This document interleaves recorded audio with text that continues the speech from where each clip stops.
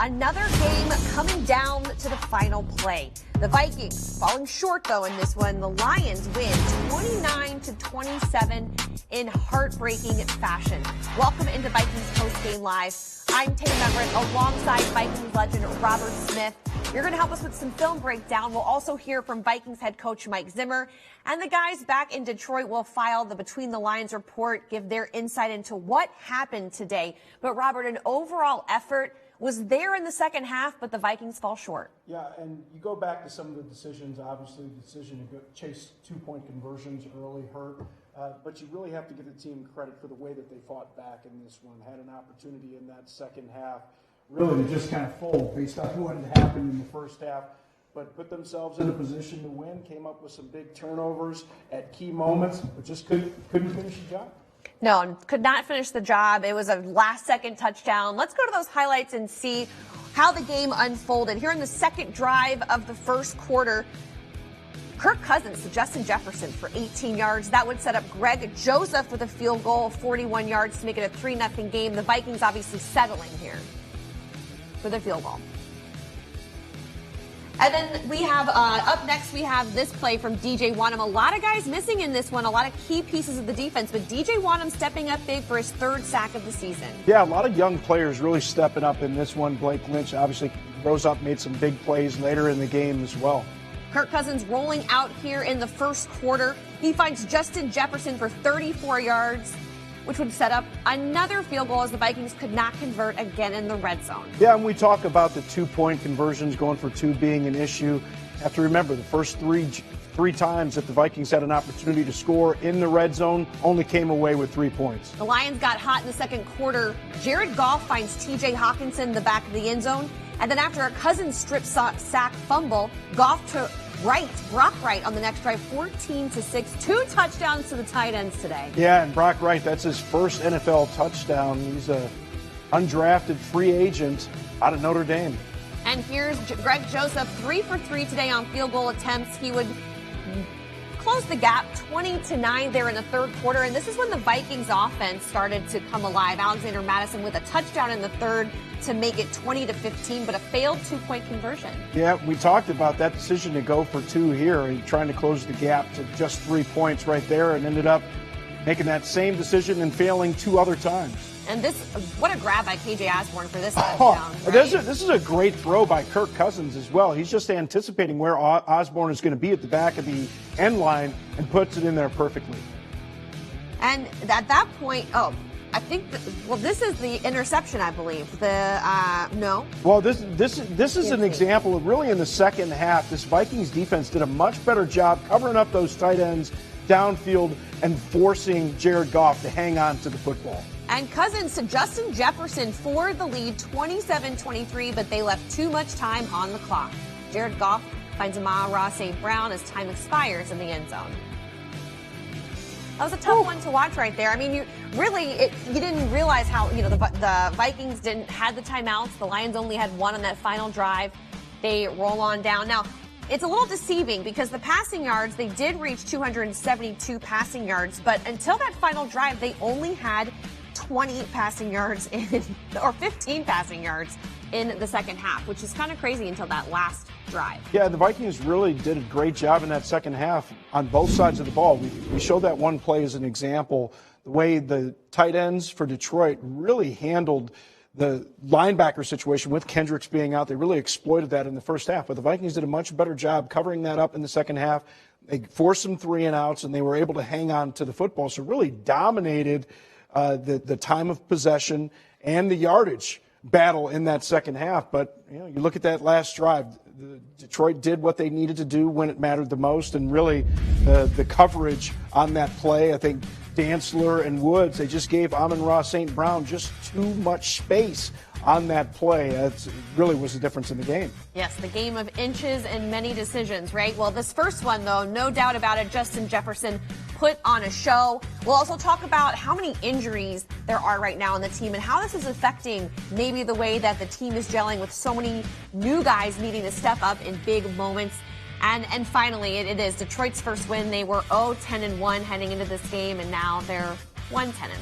So let's talk a little more about Justin Jefferson, though, because he enters elite company now. He is the third now to get 2,500 plus receiving yards in his first 2 seasons in the NFL in the Super Bowl era. He joins Odell Beckham Jr. and Randy Another Moss. LSU Tiger, of course. Mean, not that you would know. You said it, not me. So really impressed. I mean, Justin Jefferson, and he does it all. And you talk about a guy that obviously has put up big numbers, but I think it's the little things and the way that he prepares, even back into the offseason, that makes him such a special player. He does a great job of evaluating his own performances, whether it's the way that he's releasing, the moves that he's giving, the routes that he's running. He does such a tremendous job off of the field preparing for what he does on game day, and that's why it looks the way that it does on game day. The great ones make it look effortless. And that's what Justin Jefferson does. And he really needed to step up big today because on the opening drive of this game, Adam Thielen went down with an injury. And he's really that guy you can count on when you're in the red zone to get open and kind of, I mean, he really has been this season to be able to get open for the Vikings. And, you know, Kirk Cousins probably missed him in this one. We'll have the video of it right here, but it just looked like he kind of rolled up on his ankle. Well, yeah, the defensive back, you can see he just kind of rolls on that. And it's the foot. The foot really just kind of turns in. His left foot just kind of turns in at an awkward angle there. So, you know, it's hard to tell the severity of an injury just by watching, especially the way somebody's walking. Now, I will say this, because your adrenaline's up in games, you don't feel things as much. So for him to be walking that way and him obviously not going back in the game and then being downgraded from questionable to out in the second half, there's a significant injury in there. I don't want to say it's impossible, very unlikely that he's going to be able to play on Thursday, though. Short week. No question. But we'll just have to see. I'm sure they'll do an MRI at some point to evaluate the soft tissue damage in there, and we'll see when he's going to come back. But back to the point about Justin Jefferson, and I think even what Adam Thielen has shown, the work ethic of those two is so important for the preparation of the younger guys. And we saw that from KJ Osborne in this game. On that one drive, had the 3 receptions, including the big touchdown catch that we showed.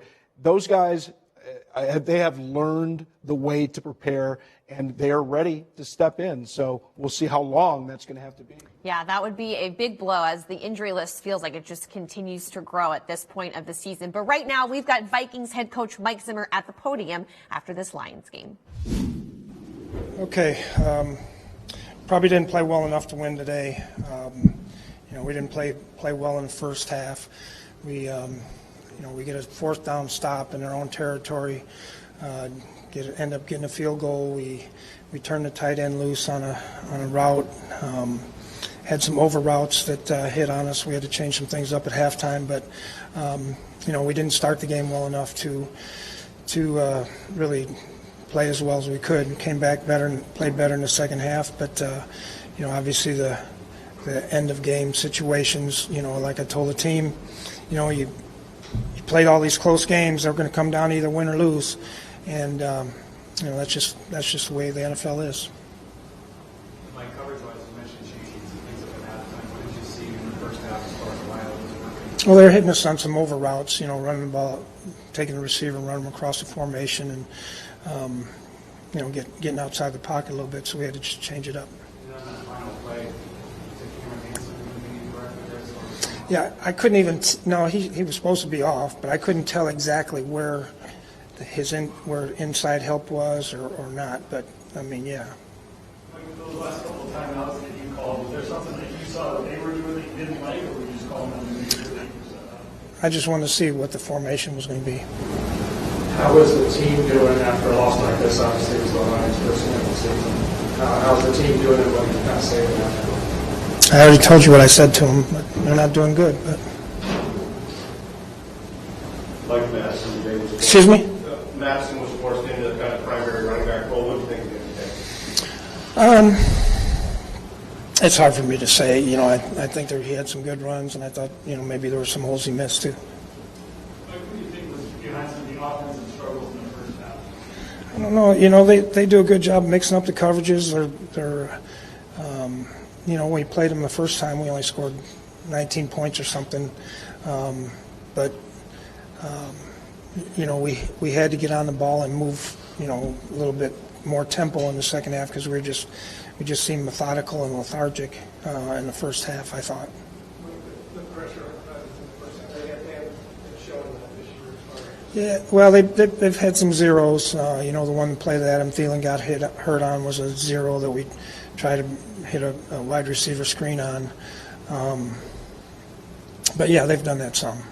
How did you feel overall about the 2-point conversion plays? Yeah, they weren't very good, I didn't think. We tried to run it in, smash it down their throats from the 1-yard line, and then we tried to hand the ball off to Kane. So those weren't the best.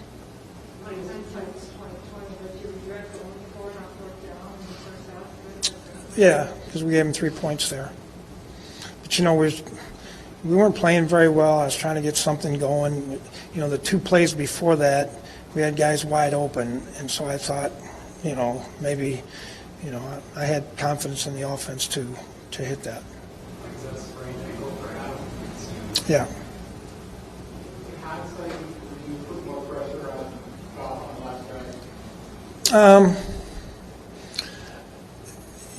We weren't covering that great, so everything's hindsight, I guess. How do you feel overall with the way the pass rush handles off today? I don't know. It wasn't. We got some sacks, but it wasn't. It wasn't like he was under duress that much. They moved Harris around a little bit more than you anticipated. Move who? 53. Yeah, well, we thought he's obviously a good rusher, but no, not more than we anticipated, really. They did that a lot because Flowers has been out. You talked about that in the manufacturing of the pass rush versus the personnel. Does that affect the coverage at all in regards to issues as far as putting more guys on the No. We actually try to keep some more guys in coverage, really. We just change up the fronts, how we're doing it a little bit. What was your thinking on changing up the offensive line? How do you feel that worked out? I don't know, I'll have to look at the tape, but we just felt like that would be the best option moving forward. Thielen goes out, but you're passing him. Excuse me? Thielen goes out, but you're passing him to Dave Jefferson at good numbers, and then Osborne seemed to be a nice option on at least one of those drives. What did you think generally of those two? Yeah, well, KJ's made a lot of plays throughout the course of the year, and obviously Jefferson's a really good player. So, Conklin has been effective for us. So, they did what they usually do. Time for 2 more. Mike, what do you say to the fans when they were weary after the disappointing losses? Well, we're all disappointed, but we're going to keep fighting. We'll get some guys back next week. I anticipate getting quite a few defensive guys back, and we'll keep fighting. How much pressure is this put on you guys trying to make class moving forward, and then now obviously a short week against the good Pittsburgh? Well, obviously our backs are to the wall, but they've been back against the wall for a while.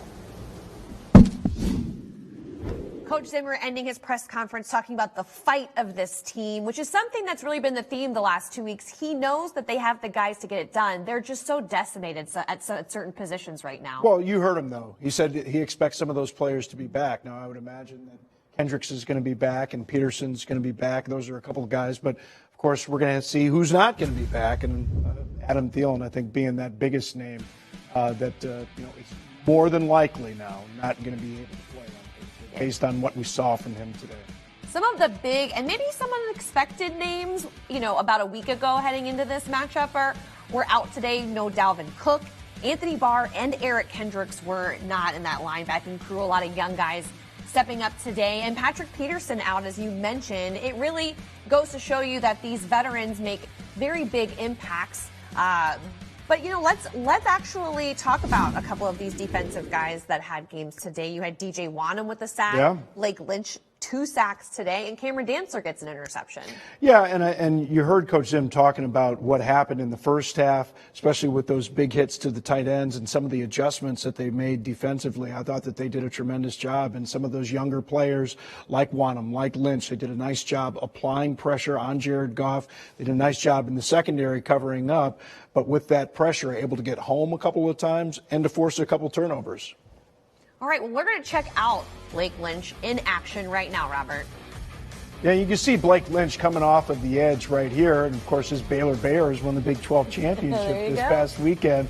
And they called him a Swiss Army knife. He played a lot of positions in his day, but does just a nice job not getting too aggressive there on Goff, shooting his gun too early, just being patient, moving his feet, and applying that pressure off of the edge. And that's a veteran-type play from a younger player. You have to think, though, that maybe he's really kind of soaked it all up from guys like Eric Kendricks and Anthony Barr and been able to learn for a few years to pull off a play like that today. Yeah, and, we talked about this earlier with Justin Jefferson and his impact on KJ Osborne and Adam Thielen as well.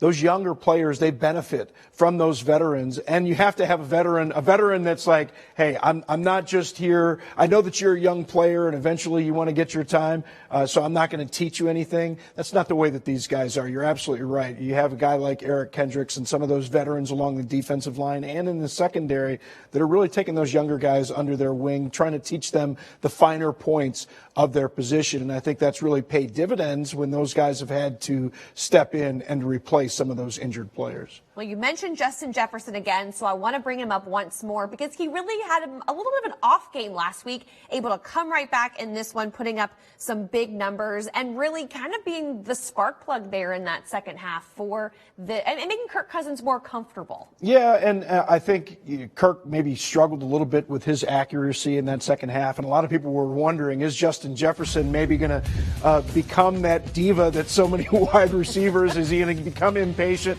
No, not at all. Look at those numbers for today. 11 catches on the day, obviously 182 yards, just tremendous. And again, it's those little things that he does so well, from the way that he releases to the way that he snatches the ball so cleanly out of the air. And on that long reception from Kirk Cousins, I thought he did a tremendous job going up and getting that football.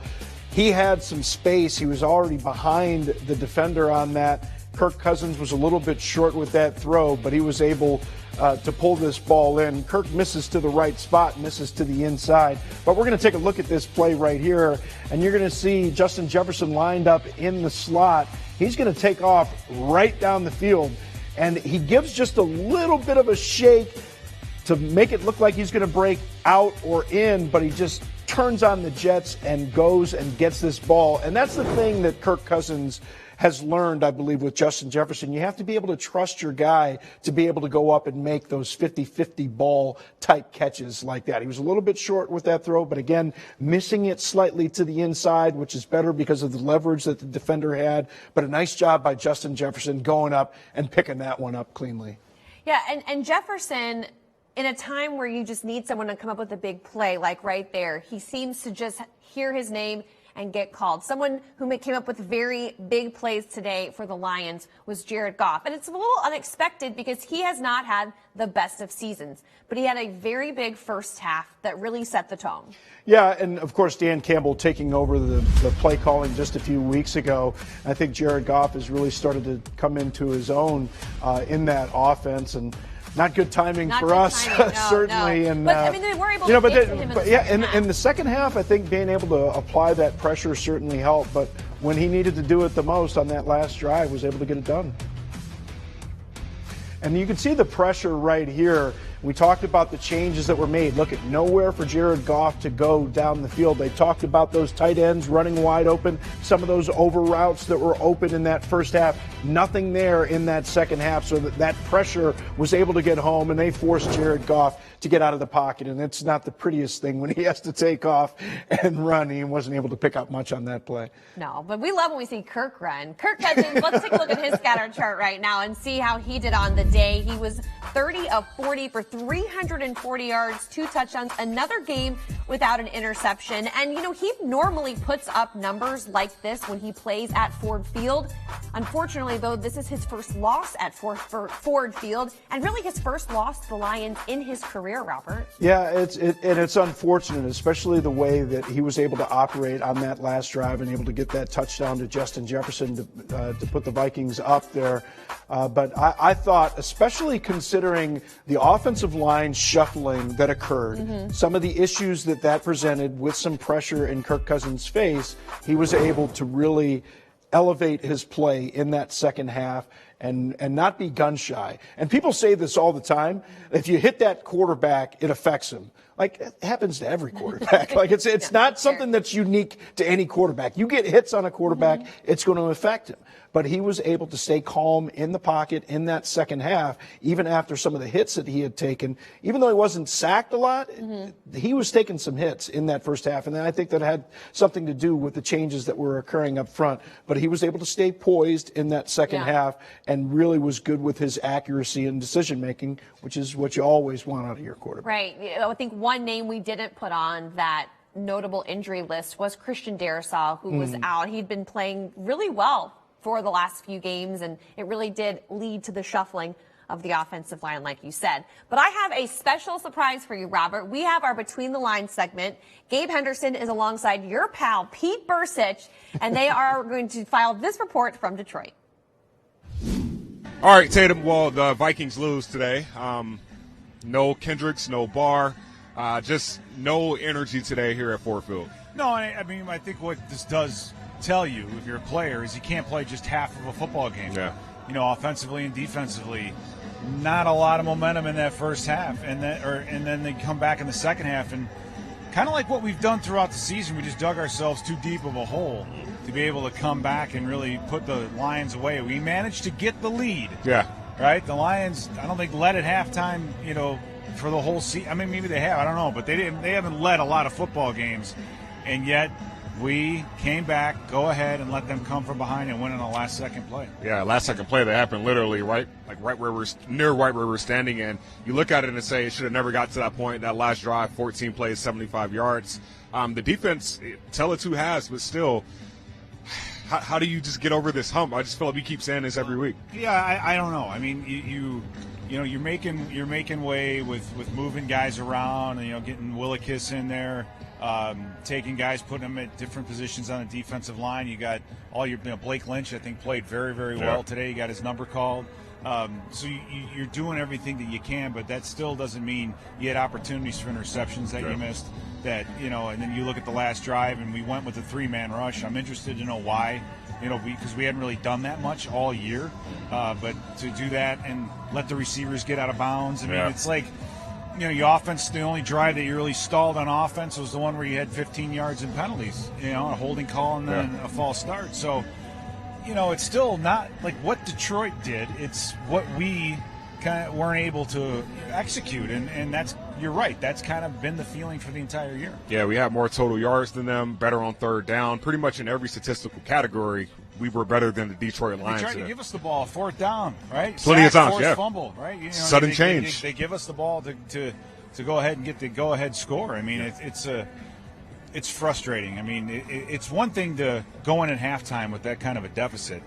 It's another thing to come out, fight your way back into this game, and then let it slip away at the end. I mean, you can't make that up. Yeah, no matter how you look at it, it's kind of like this stain on my white shirt. You can't cover this up. You can't cover this L up. No. And Tatum, hopefully you guys can win in the studio because we took a terrible one here at Ford Field. Man, that's why I always keep a Tide to Go pen with me so that I can just get that stain out. That's the worst. The coffee stains, nacho cheese stains. I'm sure. I mean, I've had them all. I'm going to tie this back in because I kind of feel like the Minnesota Vikings probably wish they had a Tide to Go pen to take that to the scoreboard today, unfortunately. But let's take a look at the NFC North and the rest of them. See what happened today. The Bears fall today 33-22 to the Cardinals at home. They now are 4-8 on the season, and they are in third place in the NFC North standings. Not really much has changed. The Packers are on a bye. Records are what they are, but the Bears are slowly creeping up to where the Minnesota Vikings are in second place right now. Yeah, and they've really performed better with Andy Dalton. Obviously, when you have a rookie quarterback like you have with Justin Fields, you go through some growing pains. But Andy Dalton has kind of solidified that position. They're scoring a lot more points now. And it's a team that Vikings still have two games. Against, so it is going to come down to the line to stay in that playoff conversation. And that will all come down to a Thursday night football game as the Vikings are on a short week following this Lions matchup. They host the Steelers, primetime purple. All the eyes of the country are watching the Minnesota Vikings and the Pittsburgh Steelers. So how do the Vikings bounce back from this one? Well, what else do you do? I mean, it's your job as a player to bounce back. And you get so frustrated when you, and Pete talked about this, it's one thing to have a lead and to lose a lead. It's another thing to be down the way that the Vikings were today, to fight back and then still lose the game to a team that had not won a game all year long. But you know what? You get back out the next day and you got to go to practice, especially with the quick turnaround for Thursday night games. I know some players didn't like him. I always liked him. Really? Especially if you had lost. Because if you had lost the week before, you want to get back out there as soon as you can. And I think that this team is going to be hungry to get back out in the field and erase the feeling of 2 straight losses. That's very true. It'll be nice to be in front of the home crowd. Great to see fans back in U.S. Bank Stadium on a Thursday night, a primetime Purple game. So be sure to stick with Vikings.com and our digital and social channels for all you need heading into the Steelers game. We have a lot of content coming your way.